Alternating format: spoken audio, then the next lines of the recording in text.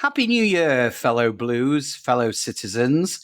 Um, just before I forget, one important thing. Well, a couple of important things. First of all, don't forget to join our Facebook group, which is also called, by the way, Manchester City Are the GOAT, just like this YouTube channel.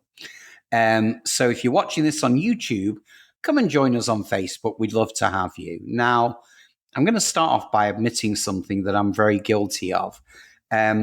I wanted to make more regular videos. It's been over a week since the last one, but I got to be honest with you, it's really hard to make this video because of the streak that we're on. And let's be honest, even the Leicester game showed us that we have big fragilities. We were pretty lucky. We certainly weren't the best team on the pitch. And if Leicester had taken their chances, maybe it would have been a slightly different outcome. But they didn't, and we won. Can we keep it going against West Ham? Well, we'll only know come Saturday. So what I have noticed is, to be frank with you, and this should come as no surprise, the media pundits, well, they're all over City. We knew they would be. There's so much jealousy out there that the minute we take a dip in form, everybody is on top of us. Everybody ready to criticize. But the number one guy I hate the most, and please join me in this hatred, is Ali Moreno on ESPN. Who the fuck is that guy anyway? Who's ever heard of Ali Moreno?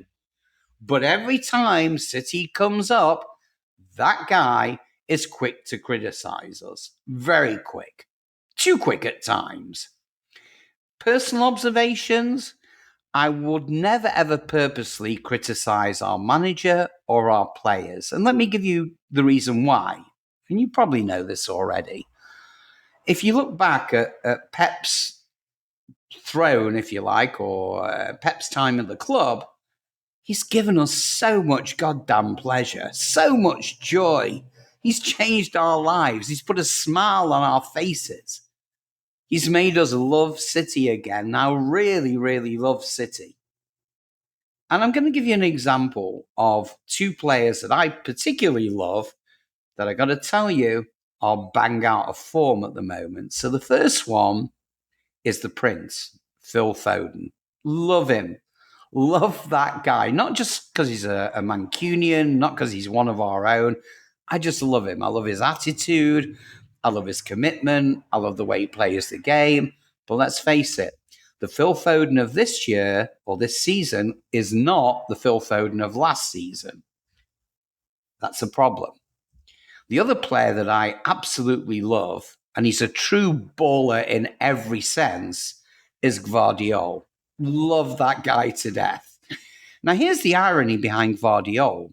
He was bought as a central defender, and yet he seems to be far more effective further down the wing on the left-hand side. Far more effective, which is weird, but that guy is a baller. But regardless, he's another one that sadly, at the moment, is out of form. We need to rest them. Maybe not both of them, but definitely, I believe Foden needs to be rested. And I believe this with all my heart. Now, before I go on, there's one other player I want to mention that I do love, but not at the moment, and that's Rico Lewis. And really, Rico should be treated like Foden. You know, you give him an appearance here or there, but he shouldn't be a first-team regular, not at the moment. He's got to build up his strength and his size, and he's playing week in, week out, and it shows. But back to Foden for a minute, because this is an important point. I was begging, anyone who is a member of our Facebook group knows this, because I posted this about 5 minutes before it happened, but I was begging Pep to take Foden out and put McAtee in. And he eventually listened to me, and look what happened. Now, again, I've got to be honest, because I think honesty is important. Am I the biggest McAtee fan on the planet? Not really. I think that he shows glimpses here or there, but let's be frank, at the moment, he appears to be far more effective than Phil Foden, which is why I would rest Foden for a couple of weeks, take him out of the limelight, and put McAtee in. Certainly he can play that role. And come to think of it, he can also play the KDB role.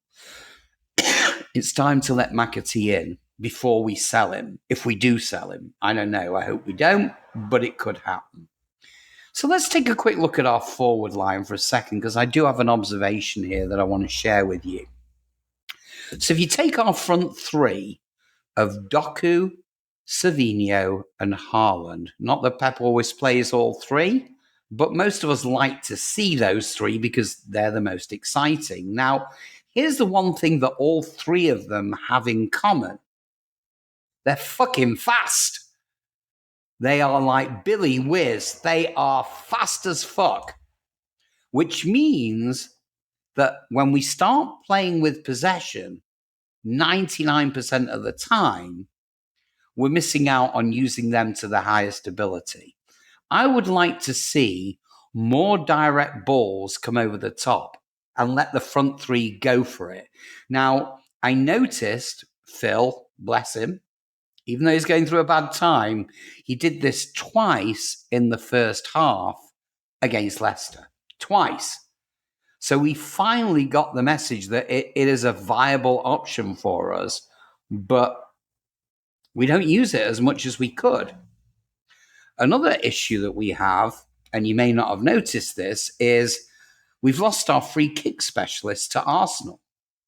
Now, you may not think that's important, but have you ever seen City take a corner or a free kick? Oh, Lord, it just goes nowhere. In fact, a couple of the corners we've taken have led to the opposition running into our half and scoring a goal. We need a free kick specialist back or a set piece specialist.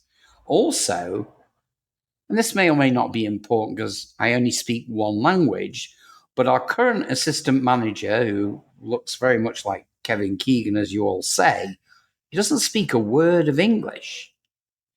And that's a problem, because what I want to see happen to City at the moment is to make us hard to beat. That, to me, is the priority. Forget attack, defense, midfield, blah, blah, blah, blah, blah, blah. We need to be hard to beat.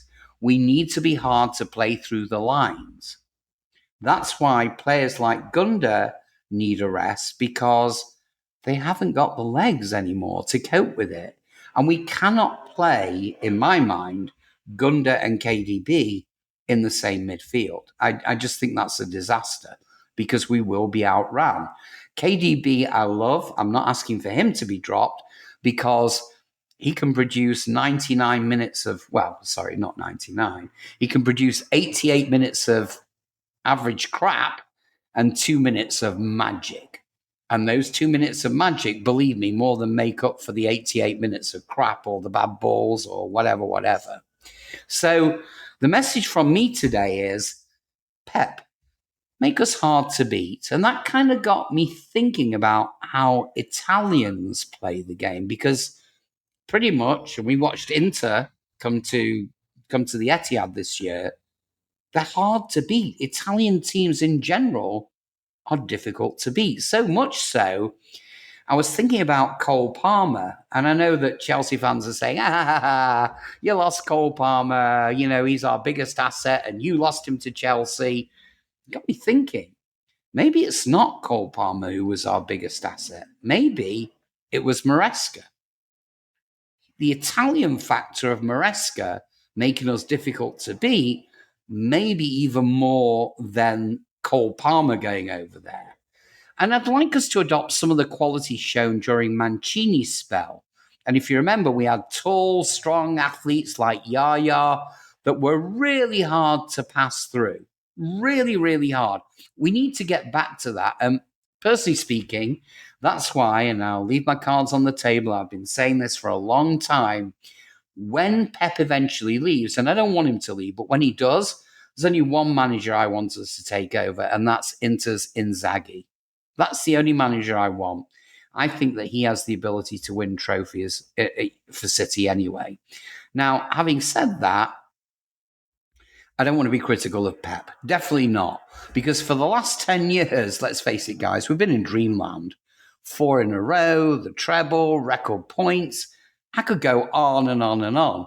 And because of that, you'll never hear me criticizing Pep. Ever, ever, ever, ever. I think he's a great manager. I don't want him to ever leave. I don't want him to quit. And I have full faith in Pep. And as City fans, to be honest with you, you should too. Because here's why. If we don't, we could very well become the scum Manchester United that we loathe so much. You just go through managers one by one by one. In fact, it wouldn't surprise me if they're about to dump their present manager, Amarin, anytime soon. But I do have a couple of concerns just before I sign off. Transfer windows. I think that we, as a fan base, are putting a lot of faith in the transfer windows that started today, funnily enough. But I'm not so sure about that because, first of all, if you remember, the Champions League now goes on into January, which means a lot of players that would have been available had the Champions League ended or this round of the Champions League ended before the end of the year, that more would have been more available. But it's not, and that makes our task difficult. Dani Olmo is the name that we hear probably the most. But to be honest with you, I'm concerned about Dani Olmo. I think that, he loves Barca, and hey, who can blame him? Gunda loved Barca before he went. But he's not making any noises about coming to City at all. Now, I know he's in a difficult situation, but do we really want someone who's still hung up on their old club? It's like going out and dating someone who's still in love with their husband or ex-husband, not husband. Sorry about that. You get where I'm coming from. Now, here's where it gets even stickier. The transfer window in summer is going to be just as difficult. You heard it. The transfer window in the summer is going to be just as difficult, maybe even more difficult than the winter window. And here's why. There may be something that you guys are forgetting. We have the Club World Cup. Now, I've not checked my calendar, but I'm pretty sure the league wants us to, or the Premier League wants us to resume playing in a couple of weeks after the final of the Club World Cup. Now, maybe we'll win it, and that gives us a problem. If we don't win it, maybe we've got time. But when I say the summer transfer window is an issue, not so much in buying players, but more in integrating them into our already overworked squad. And that worries me as well. However, I've got faith in the hierarchy of City. They've never let us down since they came on board, and I don't see them doing it again. The outs, I have a funny feeling that we're going to lose two players. And I hope I'm right about one of them and wrong about the other one. So the two players I think are on the outs are Walker, mainly because I think that he's in a sticky financial situation with all the family stuff going on.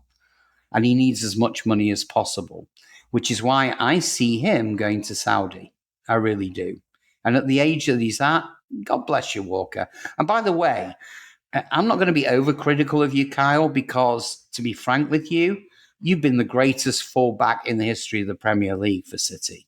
And your speed has got us out of so many situations. So I'm not going to badmouth you, Kyle. Whatever you choose to do, I wish you the best.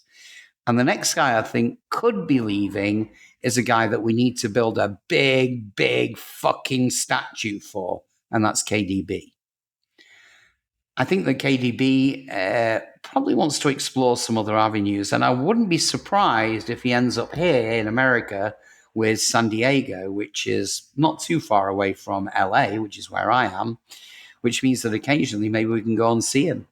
Maybe we should arrange a City outing to go watch Kevin play for San Diego, but who knows? Guys, those are just some quick observations. If we any news on the transfer front or after the game, I'll also make an updated video. But do me a favor, guys, please like this channel, support it, and do whatever with it, but share it if you can. Let's get more Blues involved. And if you've got any questions or any points you want to make to me, feel free to drop your comments below. Thank you. Have a great day, Blues. And let's hope we tonk West Ham.